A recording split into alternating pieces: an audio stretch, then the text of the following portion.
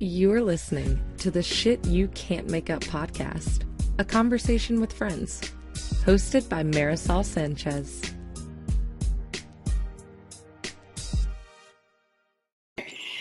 Hey guys, thanks for listening. This is Marisol. I have a very special guest on this week's episode of the podcast. It is my cousin Fernando. You want to say hi, Fernando? Hello, everyone. Hello, my beautiful cousin Marisol. It's a pleasure to be here. I'm so happy to be a guest on your show. You can call me beautiful anytime. That would always work with me. So I'm going to tell the people listening a little bit about our family, and then we're going to have a conversation about being Latin. So if you've listened to previous podcasts, you know that my mother is a big figure in my life, as in most people's lives, and she is Honduran. She's from Honduras, and she has a much more interesting life than I have had. She is one of 12 children, or 14. It's debatable. We don't know if my grandmother had 14 and 2 were lost, or 12. It's up for debate. But that alone probably explains a lot about my relationship with my mom right there. But my cousin, you're my second cousin. Correct. Your grandfather was my uncle. Correct. Correct. Okay. Your mom's brother. My mom's brother, yes. Which I have some great memories about him that I can share with you. But we just met. You and I just met over Thanksgiving. Yes, we did. But I felt like an instant bond with you. Likewise. It was just... And it wasn't the alcohol. No, it wasn't. I was fine with the alcohol. Your other cousin was the one that just couldn't handle it. Oh my gosh. We'll put pictures on the blog. Yeah. But you drink aguardiente, which is Colombian, and I drink tequila, which is Mexican. So what do Hondurans drink? Well, Hondurans have guaro, that's what they call it. And guaro is like a traditional liquor, and it's kind of cheap, and it's clear. It's in these kind of cute looking bottles, like the label. It's kind of like, I don't know, it's kind of hard to explain, but think third third world country, think cheap liquor. It's not like quality, because I know people that drink tequila, like in your case, they talk about, Patron and how the quality, and you can't compare it. I don't like it. I think it's hot garbage. But as I take a shot. I'm just taking a shot as you said that. Take a shot, yeah. Like, just thinking of you taking a shot thousands of miles away, bothers me. Like, I want to just, I want to take an aguardiente shot just to, even it out. Yeah. Tequila's new for me. Tequila's now, I think this summer will be 2 years that I've been drinking tequila. I never drank it. I could never take shots before. And it was actually, Gina, our cousin Gina? Yeah. And it was summer, and I was at an office party of hers in New York, and someone brought Patron, and that's the first time I took a shot. And, wow. Up until then, if I was ever given a shot, I'd always pour it over my shoulder. But now, as you know, I'm an expert. Yes. I took to it very well, just very easily. Do you think by you drinking tequila, you feel more Latin? Or does the Latin come out of you the more tequila you drink? That's an excellent question. I don't know. Because you know what? The Latin, the me that you've met, it's me coming back to my Latin roots. So I don't know. That's a great question, because that's where I'm at right now in my life, is coming back to it. So I'm going to tell you a little story, because you don't know this story.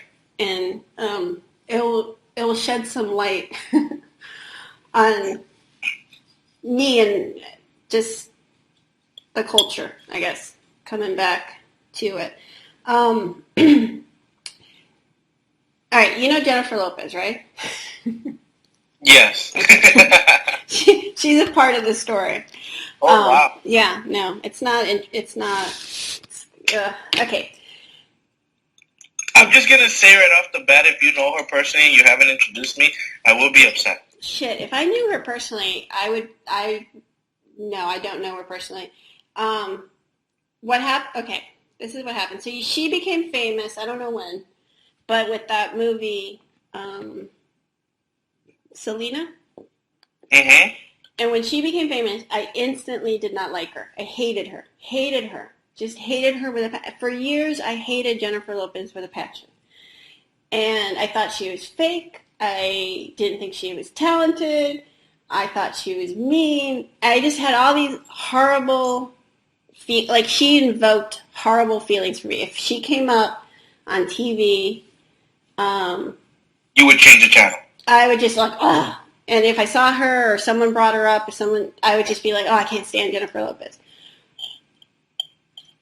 At one point, this was after I had my children, so she'd been famous for a while, I was secretly downloading her music. Like, I loved to clean my house to her music. Oh, my gosh. But, see, no one cared. Like, my hatred for her wasn't, it wasn't obvious to anyone. It wasn't a big thing. It was just something I internally realized. I realized that I had a physical, every time I saw her, she came up, I just had a physical reaction to her that was negative, very negative. And at one point I was at this like a scrapbooking thing for, like a mommy group that I was a part of. And someone mentioned her and I had this reaction and I could tell by a friend's face that I was like, man, that's a really strong reaction that I have. Like, why do I have so much hatred for this woman? This is something you need to look into, Marisol. This is like what was going in my head. But I never did. I just didn't really have the time or sense to get introspective about it. But many years later, actually, cousin Gina knows all about this. After I got divorced and I started to like realize that I really had no sense of who I was. And I looked at my kids and I'm like, they don't speak Spanish. They don't even, when I say this, I don't mean to sound racist in any way. I'm just the easiest way to explain this. But my kids are really white. They're just white. They're white kids. My ex-husband's English. And I started trying to figure out, like, where I came from, why I had the feelings that I had. And then in that process, I realized that it wasn't Jennifer Lopez that I hated. I hated the fact that she was Latin. And she was, like, really the first crossover Latin mainstream success. So at first I'm like, okay, am I jealous of her because she's beautiful and successful? No, it's because she was Latin. I just didn't like her. And but time out. Did you feel that way towards other Latin celebrities? Like, did you not have Univision in your channel lineup? Like, you blocked that channel? Like, as soon as I left my house, when I left my mother when I was 18, I left being Spanish. I stopped. I moved to Tallahassee, then back to Miami, but then to D.C., and now I'm in Wilmington, North Carolina. And when I left when I was 18, I left. I left 2 days after my high school graduation. Wow. Yeah. And, I mean, that's why I kind of disappeared from the family. I just was like, I'm fucking out of here. I hear you. And I will have to say, I never stopped. At no point in my life did I ever say, I hate being Latin. I never thought to myself, I hate being Latin, or now I look back and I'm like, oh, I did. Did you ever back then say, or like, as you think back about that time, did you ever say, I love being Latin, or this is something that I like about being Latin, No, that's happened now. Now I do. Now I love it. Now I'm all in. I'm the biggest Jennifer Lopez fan. Like today, she has a show in Las Vegas. Today it's opening, and I'm like, I love her. I mean, I've done a 180. I've done a complete 180. And I've come back to the family, and I've spent time with them. I want my kids to know my family. I think, to be honest with you, I mean, I've done a lot of thinking about it. I think for me, you've met my mom. You have met my mom. I didn't have the easiest childhood, and I was the only female and the youngest in my family, in my nuclear family. And my mom was really tough on me. You saw that. Did you see that at Thanksgiving when she said she didn't recognize me? Like, she recognized everyone else, but she didn't recognize me. No, and the reason why I didn't recognize that is because it's not personal to me the way it's personal to you. Yeah, and a side note, my mom has dementia, so she could literally not. Exactly. I don't know what your listeners do, so I wasn't going to say all of that. No. It's all out there. It's all out there. So she literally could have not, but at the moment she was like, who is this? When I went in to kiss her, I looked over at my cousin Gina, and we kind of smiled at each other, because now I know not to take it this was before dementia. This was just, that's just my relationship with her. It's complicated. You remember the potato salad? Right. Well, okay, let me add this. From being where I am in this bubble, right? Your mom is tough. I've hung out with your mom. I went to a soccer game with your mom in a stadium, Honduras versus Salvador. Carlos, your brother, and your mom. I was there with them. And she has this look on her face like I hate this. I hate everything right now that's going on. But I didn't feel that way, Mm-hmm. So I'm with her and I'm talking to her, and I actually got her to smile. You know what I'm saying? But that smile, you seen those Kanye West memes where he's like super serious, and then he smiles, and then he notices that the camera catches him, and then it goes back to like that serious look. Yeah. She's just kind of like that. You know what I'm saying? She's not this lovey-dovey, come here. She's not like one of those grandmas that like will bake cupcakes and, and read you bedtime stories. She's not like that. No, she's not. Let me give you very quick, and this is my perception of my mom. My mom is a very strong woman. She was the first one. She's the first one to get to the United States of our family. Did you know that? Yes. Okay. Hence Carlos. Yes. Yeah. Carlos is really the one that told me the history a little bit. I'm not an expert on it, but yeah. Yeah, she was the first one, and that in itself has some drama to attach to it. But yeah, she was the first one. She was married 3 times. I was the last of the third marriage, and I didn't know that till I was 8 years old, or 8 or 9. I didn't realize until I noticed that my brother and I had different last names. Yeah, but this is what I'll say about I'm going to give the good and the truth. The good is she worked her ass off. How she got here to this country. I still, when I stopped to think about it and to think that she was one of 12, she got here. She was beautiful. Her pictures, I think, going to be the artwork to my podcast, and she was gorgeous, and I think she knew it. And I think aging was very hard for her. So when I was born, this is my theory. I don't know. This is just a theory. My theory is between the death of my brother, which happened when I was 9, between having a daughter, which I think was difficult for her. I think, I don't know. I suspect that when she had a daughter, that was kind of the end of I never saw my mom date. My mom never brought men to the house. My mom went fundamentalist Christian after my brother died. So no drinking, nothing. It was very strict. It was a very strict upbringing. I don't remember a lot of fun. I don't remember, we kind of talked about this a little bit in Thanksgiving.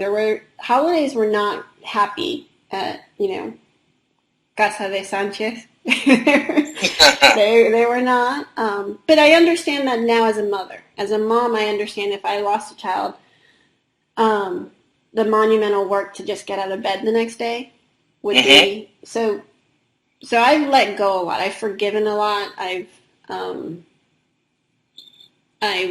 made peace with that, And let me ask you a question. So now you are at, you like Jennifer Lopez. I love Jennifer Lopez. Right? So where are you now with that whole Latin thing? I love being Latin. I understand. It's sort of like, I feel like I was pretending to be something else for so long, and I didn't realize I was pretending. Like But what's the correlation between your mom and being Latin, or Latin woman? This is what I think, and this is again a theory. I think because my childhood was pretty shitty, and I grew up here, so I grew up enough to have friends that were American, born here and white. To me, their lives growing up seemed a lot better. They weren't getting their ass kicked at home. They didn't know what a chancleta was. They didn't know what the death stare was. They didn't know what it was to, They didn't know the vení para acá. Yeah, exactly. They didn't know the belt. They didn't know. Why we gotta get our own weapon to, like, you go get the weapon you're gonna choose to use. You have to go get your own. Yeah. No, I was telling my daughter, I asked her to do something for me, and she just, she was like acting like it was torture. And I'm like, do you realize that back in the day, my mom would make me, this was when we had landlines, no one had cell phones. She wanted to call someone. She would have me call, get them on the phone, and then give her the phone. Yeah. That's how it was. And get her, I mean, I literally felt like I was her indentured servant. And that's what I think, because I had that. If I only had that as my environment, I think I would have been fine. But I had that, and then I went to school. And at school, I could see that other kids had a different life. They had soccer and, two parents, and I don't know. So let me ask you a question. Mm-hmm. What is Latino to you? What does being Latino mean to you? Now, I'm just coming back to it. So what defines a Latino? To me, it's my culture. Like, I never felt comfortable being American, all white, and I never felt comfortable being all Latin. But now that I get older, I realize I miss, like we celebrate Christmas Eve, Noche Buena. I didn't do that. After I left my 18th, I went to celebrating the 25th and Santa. I even started celebrating Boxing Day, which is an English holiday. What day is Boxing Day? I'm curious. It's the 26th.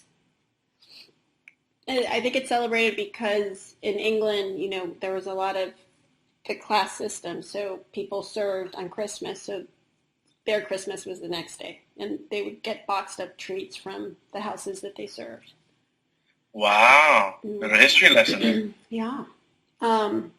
We would have crackers. Crackers is an English tradition. It's like a little thing that you pop open and you put a hat on and read a really badly written joke, and you get a little treat in it. I didn't do anything Spanish. My kids, I don't know when my kids realized I was Spanish, and that was the big moment when my kids were old enough that I was like, holy shit, they have no idea. I mean, they have no idea. Like, do you think that you define Latin, or do you look at yourself as a Latin woman differently than how your kids look at Latin? Because, I mean, I don't know the exposure your kids have to Latin culture and Latin society, especially in the United States, It's very limited, and it's actually really interesting now because they've been introduced to some of our cousins and spent time with them.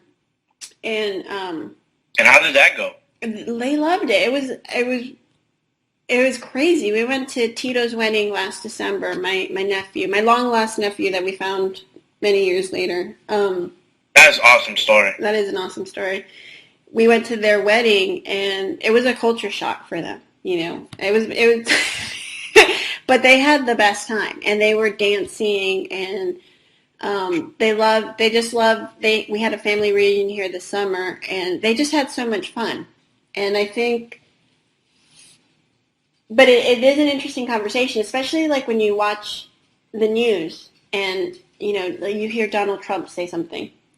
And I talk to them a lot about politics and things of that nature. And I'm like, when he talks about immigrants, the face that comes up for me are my aunts and my mom. Like, They fucking worked their asses off. They were never on assisted support. And they were single moms working their asses off. So it's sort of, I was just like, I was trying to explain that to them. Like when hate is spewed towards immigrants, that hate is being spewed on our family. Correct.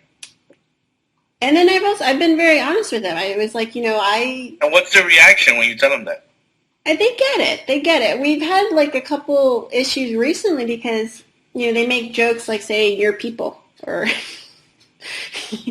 and we're trying to figure out what the balance is, because I kind of did a 180 on them. I sort of said, "Oh, I'm sorry. I know I've raised you as, white Anglo-Saxon little children." But hold up. Mommy's making a change game plan. And my daughter especially, my daughter Heather, I think, has embraced it the most. So it's interesting. It's still developing. And I'm really like trying to make a point of having them meet as much of the family as possible. But to them, it's so different. Like they found my quinceañera pictures. And for the listeners that don't know, quinceañera is like the equivalent of what Americans celebrate, like Sweet 16, but we celebrate it at 15. And it's generally the female, and it's sort of like her being presented. Like that's, she's being presented. She's a señorita now. She's a señorita, which I think says a lot about our culture. But but you wear these like bell-sized dresses, and I have pictures. I didn't have a quinceañera, party, but my mom did force me to take the pictures. And if you look at the pictures, I look so freaking unhappy. Like I didn't want to I wanted a Sweet 16. I didn't want a 15. Wow. Yeah, it was, I just want to make clear. Come on. This is something that I just thought about. Like, okay, for example, myself. I'm an immigrant. I was born in Honduras. But I was raised in the United States all my life. I came here when I was a year and a half. So, I'm a product of the American system. I went to public schools in the whole nine, and I have met both kids that are exactly like me, or they were born in the United States, but they have, first generation, Hispanic, Latin families, and they speak Spanish. When they're at home, they have to speak Spanish the whole night. And then I have the other side where they're like, I have to speak Spanish to my mom because I have to, but I really don't like to speak Spanish. And anywhere else, I'm not Latin, or I try not to be Latin. Like, I just speak English. And if you talk to me in Spanish, that's like ill, and don't talk to me like that, and just speak to me in English because, this is America. And so I've seen both. You know what I'm saying? I wasn't like that. I wasn't like, oh, don't speak Spanish. To me, this is how I see it, but this is my childlike perspective. It's not. It was sort of like when I was little, stuff was shitty at home, and I just thought white people had it better. I thought they had nurturing parents that loved them. They got to go to Blockbuster. They had money. They didn't have to worry about. But what does that say about being Latin? That's why I don't find the correlation. Like, what's your situation have to do with being Latin? I'm not saying it makes sense. I'm saying that's how it got fucked up. I put all the negative of my life on being Latin, and that's why I came to hate Jennifer Lopez. Okay. Like, all that hatred went to Jennifer Lopez. Poor J-Lo. Yeah, she represented what, something that I had a visceral reaction with. I'm not saying it's right. It's certainly not right, and I'm embarrassed. I had a lot of shame that I felt that way, and it wasn't ever conscious. It was never like, I didn't even just want to be white. I wanted to be white, and I wanted to be Jewish. I thought being Jewish, you would have a better life. I don't know that it makes any sense. It does make sense. It does make sense because I look at the Jewish people that I know, right, and the Jewish communities that I know.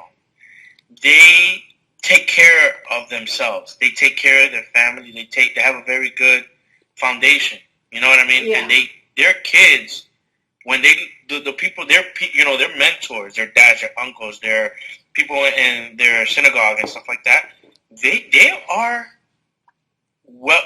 they're educated, they're well off, they are very structured. So the structure is there, is good. You know what I'm saying? Yeah. They got it going on. Yeah, you know what I'm saying? See, They're part of the cool club. You know? See, and you're right. When you're a kid, or even as an adult, who owns, like in New York City, who owns all the major, jewelry stores? You know, who is like in Miami, one of the best lawyers, or dentists or whatever. You know what I'm saying?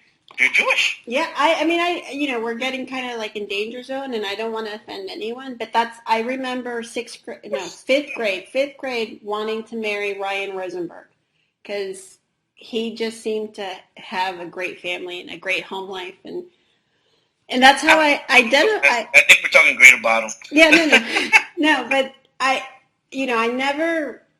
never consciously said, oh, I hate being Spanish or I hate being Latin. It was just sort of like I hated my life. And that was what I decided to put the blame on, was me being Latin. I thought being Latin meant, this is my childhood. My childhood was, I felt like as the only girl that I had to do a lot more work around the house than my brothers did. Even though I had great brothers. My brother, both of them were great. But our culture. The men sit and the women go do the stuff. I felt like I had to do the stuff for my mom. I felt that I was American, but I wasn't allowed to go to dances. I wasn't allowed to have a boyfriend. I wasn't allowed, I was living here, but I couldn't live the life that I wanted to live. I was very strict. I think I understand how you feel, because put yourself, like, let's say you were Muslim, right? Mm-hmm. Let's say you were a Muslim girl growing up. I think they go through the exact same thing, even more. Probably. You know what I'm saying? Because their culture is just so much different than, like Hispanic culture and Latin culture is very similar to American culture in a way. You know what I'm saying? It's getting there, but we're a generation apart. I think me being one of the first to be born here, it was a big, I was called La Gringa. Your aunts still call me La Gringa. Just because I was born here. Or because maybe that's the way. I think it's because you look it. I don't think it's necessarily because you were born. I don't think I look like a gringa. Very Anglo-Saxon. Do I? No, don't say that. That makes me sad. I want to look Latin. I want to look like J-Lo.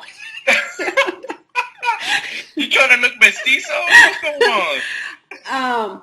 I don't know. I know people have said that I don't look Latin. I'm like, really? That makes me sad. Look, you can pull off a Latin look real quick. You know that. I do. You know that. You know that if you put that shade of lipstick color, that shade, you know what you got to do to look like. The Band-Aid dress. I got it. And that's pretty much how I dress now. You know what I'm saying? The high, the short dress. Yeah.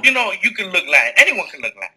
You know what I'm saying? Because that's one thing that I kind of dislike about some people, that they think that, a certain culture looks the same. No, like if you go to Honduras, the Honduran people, and especially in Tegucigalpa, the capital, they look just like the people in Miami.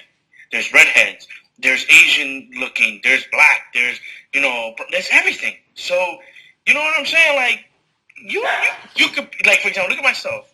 I can pass for Muslim, Italian, Dominican, Caribbean. I can pass for anything but Honduran. You know what I'm saying? So you're Latin, but you do, like, we're white. I'm white. You're white. Carlos is white. Yeah. We are white. Yeah. But yeah, that was my story. But I don't feel, I just want to make clear, I don't feel that way anymore. Like, I realized that my thinking was fucked up. I realized that it was wrong. I realized that. When did you realize that? It was in the last few years. Like, a lot of my growth has happened since my divorce, which is, I guess, going on 4 years.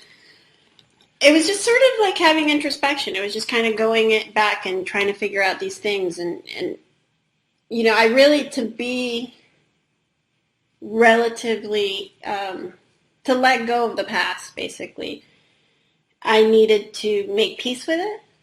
And to make peace with it, I had to revisit all this stuff. And really, what I've learned as I get older is it's not about blaming other people. It's not about blaming my relationship with my mom. It's not blaming my mom. It's how I interpreted the stuff. And, there were a few years there that were really, they were the formative years. I was my baby's age now. She's 9. Where the shit got really ugly really quick for us at my house. And I feel like somewhere in that little kid's head, it's not me as a 42-year-old, but it was me as like a 9, 10, 11, 12-year-old that just was like, if I wasn't Latin, if my mother wasn't Honduran, if I was born here, I would have a better life. I would, be able to go get movies at Blockbuster and not at the 99-cent store. I would have gone to a high school. I went to a junior high called Jose Marti Junior High, and I resented it. I resented it. I wanted to be American. I wanted my name to be Jennifer, and I wanted the blonde hair and blue eyes. And so let me ask you a question. So where are you now? Because now I love it. You're giving your kids an American lifestyle. You are. I am. You're constantly trying to find like your Latin roots. So aren't you clashing a little bit? No, I mean I feel like it's been a 180 for my kids. But the more centered I am, the more I'm comfortable with who I am. The more I love it. When we had Thanksgiving and we hung out and we were eating the food that I grew up eating, talking in Spanish, having conversations, I felt authentic. Does that make sense? And Absolutely. Yeah, and I feel like I spent most of my life being inauthentic. Not by choice. I wasn't trying to be fake. I wasn't trying to be... I never consciously said, oh, I want to be white. But somewhere in my psyche, I was like, okay... If I run away from my culture and I run away from my family, I'm going to have this, this, this, and this. And when I raised my kids, when they were little, I thought white suburbia was what I wanted them to have. That's it. It makes no sense. It's not justifiable, and it's hard to admit, and especially if we post this on the World Wide Web. But yeah, that's what happened to me. It was. Do you think that there's a Hispanic or Latin suburbia? You think that exists? I don't know, but now I do see. What I notice is, if you watch TV, there's all these like Jane the Virgin, and there's a one with a telenovela. I see it seeping into mainstream. This Latin, the Latin. I don't know how to describe it, but the storylines, the way we grew up, the way we were raised is kind of becoming mainstream, and I love it. I feel like that's the first time I feel like, there is like so many Jane the Virgin episodes that my kids watch, and I'll be like, you have no idea. Let me tell you how it's really like. Like Jane the Virgin in the Jane the Virgin, the grandmother. She's a little girl, and she's talking about virginity, and she crushes the flower and says, "Oh, if when you lose your virginity, you're no longer pure or anything." My mother looked at me, and this was the sex talk I had with my mother. She's like, "If you have sex, I will know. I will look in your eyes. I will know." Whoa. Yeah, and you met my mother. That scared the shit out of me for a long ass time. Yeah. So to see that stuff represented in just TV, it feels good. It feels, I don't know. I feel like I'm coming home. I feel like I like it every time I go to Miami now. So let me ask you a question. So do you feel, let's say you had a magic wand and you can teach your kids Spanish instantly, right? They don't have to go through all this training. They just automatically, next morning, know Spanish. You're telling me that you can't have the lifestyle exactly the way you have, but only speak Spanish in your house? Oh, no, I do. I think it would be even better, because this is the thing about being Latin. Latins, this is the good stuff I realized about being Latins. Our family is tight. Like, maybe not my nuclear family for a long time, though I think we've gotten better. But we have this huge family. Think of all the cousins we have. With my grandmother having 12 kids, I don't even know how many fucking cousins we have. We tried to figure it out over the summer.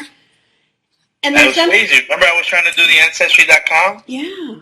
It's crazy. But it's a beautiful thing to realize that there's all these people out there. Like I was telling my daughter, she was talking about wanting to go here or go there for college. And she's like, but I'm scared. And I'm like, you have a network of family in this country that you're not even aware of. You're like, you can move to New York, you can move to Florida, and you have family, instant family. And that's a great thing. And how we celebrate, like when I had so much fun at Thanksgiving. That was the best Thanksgiving. I did a podcast on it. It was the best Thanksgiving ever, and it had an asterisk because my kids weren't with me, so I felt bad saying it was the best Thanksgiving ever. But it was the best Thanksgiving ever, and the way we dance and celebrate life and just can laugh at shit. I'm curious, pop quiz. What's the difference between Hispanic and Latin? I'm not 100% sure. I did a little research on it. From what I can understand, Hispanic is if your roots come from Spain. So, for example, because my dad was from Spain, I'm Hispanic. And because my mother is Honduran, which is anything other than Spain, is Latin. But I don't know if that's exactly right. I don't know. To me, the two were interchangeable, Hispanic and Latin. But I think Latin comes from that. What do you understand it to be? Latino has to do with, it does not include Spain, first of all. And it has to do with kind of like territory. Yeah. You know what I'm saying? For example, Brazilians are Latinos. Really? Yes. I did Brazilians not know are Latinos. Now, Hispanic, to me, includes Spain, and it does include territory as well.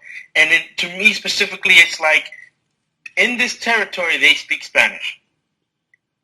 And if they're in this territory, they speak Spanish, they are Hispanic. It can be Latino, right? Mm-hmm. They can be both. But a Brazilian can't be Hispanic because they don't speak Spanish. Oh. I really, it's a weird distinction. I don't know exactly if you got to figure that out. Yeah. Well, I think I have both because my dad was from Spain, which is another weird, dynamic I have. But I don't know. But I just wanted you to be clear. I do love being Latin, Hispanic. Like now. I don't know. I don't think just because you drink tequila, I don't know. You can't see my face, but it's very sad. I have a sad face right now. No, I do. It's teasing you. You know what I'm not, okay, if any of one thing I think about being Latin, a difference between being Latin is, I don't know how to say this without sounding like an ass. But what I love about being Latin is I think Latins aren't as puritanical about sexuality than Hispanics are. Like Hispanics are comfortable being sexy. Does that make sense? Like Absolutely. And I don't feel that way. Now I'm going to have a bunch of white people angry at me. No, I think they'll agree with you. I think they'll agree that, like, a Latin woman, for example, a Latin woman has spice. A Latin woman has this sex appeal. And not to say that white women don't have it, it's very natural for a Hispanic or Latin woman to have that. You know what I'm saying? You know where I think it comes from? I have a theory, Fernando. Go ahead. En las telenovelas. I grew up watching telenovelas. You grow up watching telenovelas, you see women who are sexy. And that's just that they were beautiful and they were okay with it and they used their sex appeal to get what they wanted and exactly. And it was drama and I grew up watching that. You're right, but honestly, like, it's just natural. Like, if like, for example, I live in Miami. Miami's kind of like living in the United States, but in a Hispanic country. In right? Cuba. Like, no, not like Cuba. At all like Cuba. Take that back. Anyway, I take it back. Like, you can go to Home Depot, and you're going to find women, and you might be saying to yourself, wow, why is she dressed like she's going to a club? But to her, she's very comfortable. She doesn't know. She's actually dressed down. You know what I'm saying? Yeah, but you know what? She's just very sexy. But that she feels sexy. That girl. At the end of the day, it's about you. It's how you feel. You know, it's not like, you know, it's sex appeal is I think it has to do with like colors. You know, Sorry, if you like certain type of sex appeal, then you'll find that, you know, attractive. If not, you're not. You know, but I think in general, that Latin women have a natural. That's the key thing, natural, because anyone can put on makeup. All right, but I know how we're going to end this because I'm going to bring it back to my mother. I'm going to bring it back to my mother, Fernando, because the picture, I showed you the picture before we did this podcast that I'm posting. I think I'll post it on the website regardless, but it's the picture that I think I'm using as the artwork for the podcast is my mother, which is really ironic and beautiful in a way. But it's my mother surrounded by a bunch of men. And if you look at my mother, this is way before she had me, way before she had children. She's in Honduras. My mother looks sexy as fuck. She just looks like she owns that room. And every man there, she just, and that's what, you know, it kind of makes me a little bit, this is just a realization I've had in the last 2 years, watching my mother and watching my mom go through dementia. Because when you spend some time with her and you kind of just watch her and you're not judging her or just sitting there in anger or or guilt, my mom lights up when she gets the attention of men. I've just noticed that if it's a doctor or a cousin or anyone, but she just loves, it's like a flower, watching a flower bloom. And I think that my mom, the mom that I didn't know, my mother before she had children, was that spicy, hot Latin, you know, woman. And unfortunately, I feel that because she felt she had children or had a daughter maybe, that she had to shut that off. And she went to the other extreme. She went from being this hot, sexy Latin woman to like the fundamentalist. I don't think it has to do with the children. That can be easily manipulated by a man in her life. No, but she was with my father. I don't know. It's just a theory I have. I kind of feel, and this is, again, I could be totally wrong, but I sort of, the story I've made up in my mind, which I kind of find to be sweet, is I think my mom, you know, she tells these stories when she has these moments of dementia where she goes back to the past. When she goes back to the past and she talks about Honduras, what I hear, the stories I hear, she is someone who loved to dance, loved to flirt, wasn't doing anything bad, but was just, I think my mom was sexy. And I don't know if it was age. I don't know if it was menopause. I don't know if it was me. I mean, I think on some level, I think it was probably, I feel like it was me. But she shut that off. She shut that version of herself off. And I think that's when she got bitter. And that's how I know her. I think that her shutting off could have been caused by it could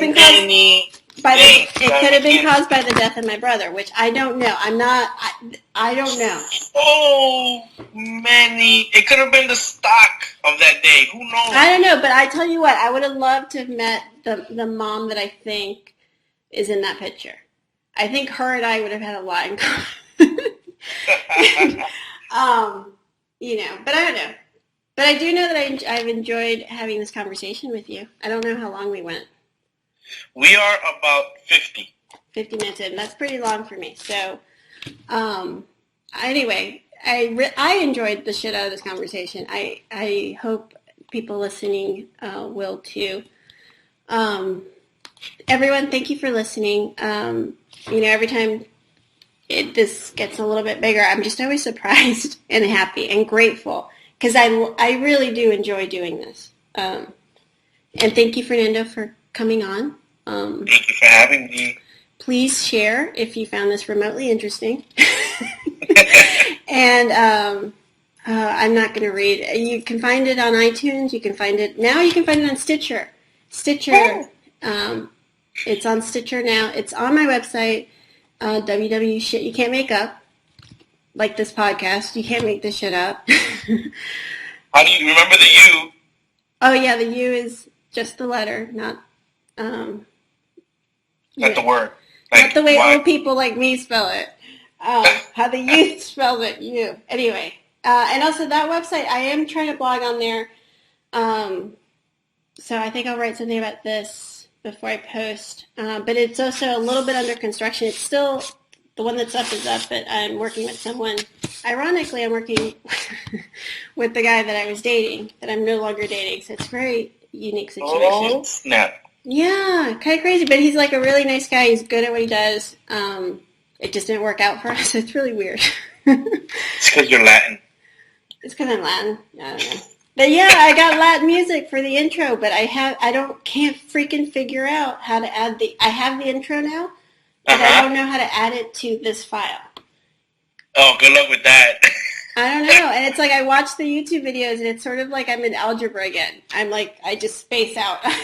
I hear you. All right. When are we going to do this again, by the way? I don't know. We can do it whenever. I enjoy doing it. That was awesome. And thank you so much for having me. It was a pleasure getting to know you better, getting to know your insight, getting to know the family better. It was great because I got to spend quality time with you, even though we're miles away. Oh, yeah. You're in Miami? I am in Miami. And you just got married and are about to have a baby. Yes, I am. My wife, her name is Idania, and our daughter, her name is Alice, and my wife is 30 weeks, 30 and a half weeks pregnant, which is 7 months for the guys out there that don't count in weeks. And we're very excited for this little bundle of joy that's coming our way. Yeah, and you need to rub your wife's feet as often as you possibly can. Get She a won't let me get a big ass jar of coconut oil. If not, the baby will come out. Oh shit. Okay, well. And I don't want a baby right now. She needs to wait till March 28th. That's funny. All right. Well, thank you for joining. Love you. Love you too. And I will talk to you soon. Okay.